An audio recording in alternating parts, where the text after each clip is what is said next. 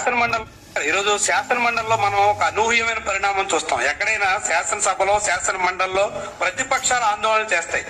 ఈరోజు ఆంధ్రప్రదేశ్ శాసన మండలిలో అధికార పక్షం ఆందోళన చేసింది.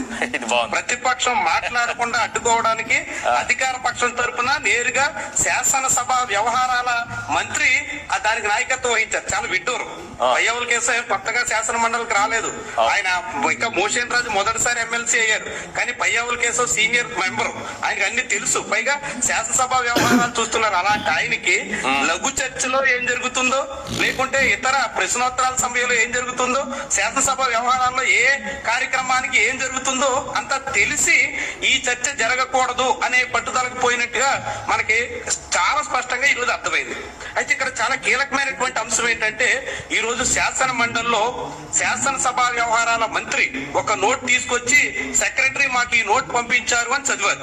దాన్ని శాసన మండలి చైర్మన్ అది రాంగ్ నోట్, అలాంటిది నేను ఇవ్వలేదు, నాకు సంబంధం లేదు అని ప్రకటించారు. అంటే మండలి చైర్మన్ కి తెలియకుండా శాసనసభ కార్యకలాపాలని నడపడానికి బయట నుంచి ఎవరో ప్రయత్నిస్తున్నారా అనేటువంటి అనుమానం ఇక్కడ మనకి చాలా స్పష్టంగా కనిపిస్తుంది. మండలి చైర్మన్ మాటలను బట్టి మండలి చైర్మన్ కి తెలియకుండా మండలిలో 150 పేజీలు 150 మందికి సరిపడా ఇంగ్లీష్ తెలుగులో నోట్ రావాలి, దాని పూర్తిగా ఎట్లా ఉండాలి అట్లా ఉండాలనేటువంటి రీతిలో ఒక నోటు అది శాసనసభ వ్యవహారాల మంత్రి వరకు వెళ్ళిందంటే దీని మీద ఖచ్చితంగా మండలి చైర్మన్ స్పష్టత ఇవ్వాల్సి ఉంటుంది. ఎందుకంటే ఆంధ్రప్రదేశ్ లో ప్రజలందరికీ శాసనసభ మీద శాసన మండలి మీద గౌరవం నిలబడాలంటే మండలి చైర్మన్ కి తెలియకుండా శాసనసభ మండలిలో కార్యకలాపాలు జరిగిపోతున్నాయి అంటే ఇది చాలా చాలా కీలకమైనటువంటి అత్యంత ఆందోళనకరమైనటువంటి విషయం ఇది.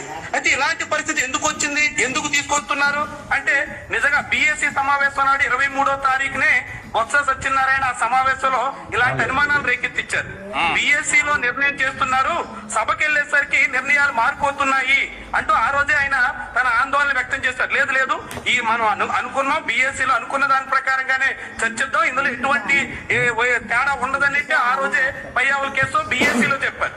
కానీ అదే పయ్యావుల బిఎస్సి లో మండలి విపక్ష నాయకుడు రేకెత్తించినటువంటి అభ్యంతరం మీద స్పష్టత ఇచ్చి ఈ రోజు మండలికి వచ్చి ఈ తీరుని వ్యవహరించారంటే ఎంతగా ఈ వ్యవహారం మీద దీనికి సంబంధించినటువంటి చర్చ మీద ఎలాంటి కలవరంతో ఉన్నారో, ఎంత కంగారు పడుతున్నారో ఇట్టే అర్థమవుతుంది.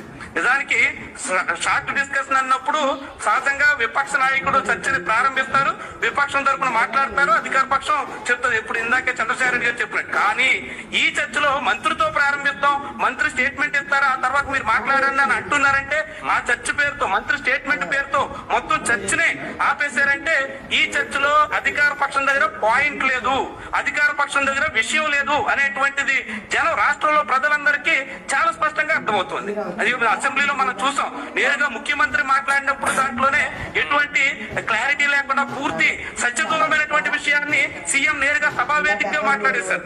నిజానికి సభ విషయంలో ఇంత స్పష్టత ఉంటే, ముఖ్యమంత్రి చెప్పినటువంటి మాటల్లో గాని ప్రభుత్వం చేస్తున్నటువంటి వాదనలో గాని బలం ఉంటే ఈ రోజు నేరుగా ముఖ్యమంత్రి మండలికి వచ్చేది విషయం చెప్పాలి, మండలిలో ఆయన బాధ్యత వహించాలి. శాసన మండలికి సీఎం ఎందుకు రారండి?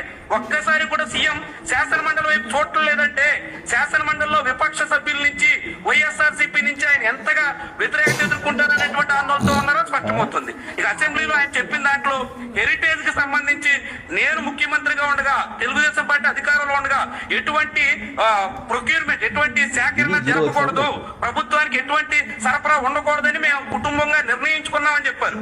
కానీ అదే ముఖ్యమంత్రిగా చంద్రబాబు నాయుడు ఉన్న కాలంలో 2014 నుంచి 19 మధ్య హెరిటేజ్ స్వయంగా ప్రకటించింది. 2020లో మేము 23 కోట్ల రూపాయలు పైబడినటువంటి విలువైన మజ్జిగ, నెయ్యి ప్రభుత్వానికి సరఫరా చేశాం, అది కూడా టెండర్లు తీసుకుని ఇతర కంపెనీలతో కలిపి మేము సరఫరా చేశాం అని ప్రకటించింది.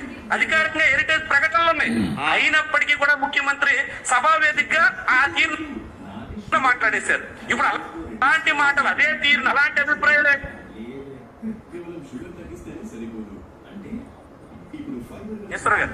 Clear sir. చెప్పండి ప్లీజ్. అలాంటి మాటలు అదే పద్ధతిన ఇక్కడ కూడా మాట్లాడితే విపక్షాలు నిలదీస్తాయనే ఉద్దేశంతో ముఖ్యమంత్రి దూరమైనట్టున్నారు. దానికి తోడుగా మొత్తం ఈ ఎపిసోడ్ తిరుమల కల్తీ నెయ్యి ఎపిసోడ్ 2024 సెప్టెంబర్ 18వ తారీఖున స్వయంగా రాజకీయ పార్టీల మీటింగ్ లో తన ఎన్డీఏ పక్షాల ఎమ్మెల్యేలతో మాట్లాడుతూ ముఖ్యమంత్రి రేకెత్తించినటువంటి వివాదం మీద ప్రభుత్వం సమాధానం చెప్పుకోలేనటువంటి పరిస్థితిలో ఉంది. నిజానికి తిరుమల మీద ఏమైనా గౌరవం ఉన్నా, తిరుమల ప్రతిష్ట కాపాడాలనేటువంటి సంకల్పం ఉన్నా, తిరుమలలో భక్తుల మనోభావాలు పరిరక్షించాలన్న ఉద్దేశం ముఖ్యమంత్రిలో ఏ కోసాన ఉన్నా ఆయన అలాంటి వివాదాన్ని, అలాంటి సమస్యని రాజకీయ మీటింగ్ లో కాకుండా అధికారులతో సమీక్షించి, అధికారులతో మాట్లాడి అధికారికంగా సమస్య పరిష్కారానికి ప్రయత్నం చేస్తుండేవాడు. కానీ ఆయన ఆనాడే రాజకీయ పార్టీ సమావేశంలో, శాసనసభాపక్ష సమావేశంలో ఈ వివాదాన్ని రేకెత్తించడం ద్వారా రాజకీయ ప్రయోజనాలు ఆశించారే తప్ప తిరుమల పరిస్థితులు చక్కదిద్దాలని కానీ, తిరుమలలో ఎటువంటి అపశృతులు దొరలకుండా, అక్కడ ఎటువంటి అపచారాలు జరగకుండా పరిరక్షించాలనేటువంటి సంకల్పం కానీ ఆయనలో ఏ కోసానా లేదన్నది 2024 సెప్టెంబర్ 18 నాడే స్పష్టమైంది. అలాంటిది ఇప్పుడు ఇన్నాళ్ళుగా ఈ ఎపిసోడ్ నడుస్తున్నప్పుడు సుప్రీంకోర్టు, సిట్టు రిపోర్టు, సాక్షి షీట్ ఇవన్నిటి మీద చర్చ జరుగుతున్నప్పుడు శాసన మండలి వేదికగా ఆ చర్చ జరగకుండా ప్రభుత్వమే అడ్డుకోవడం అనేది అత్యంత ఆందోళనకరమైనటువంటి విషయం. ప్రభుత్వ తీరుని, ప్రభుత్వ లోపభూయిష్టమైనటువంటి వ్యవహారాన్ని చాలా స్పష్టంగా తేట తెల్లం చేస్తున్నటువంటి అంశంగా మనం చూడాల్సి ఉంటుంది. ఈశ్వర్ గారు, ఈరోజు శాసన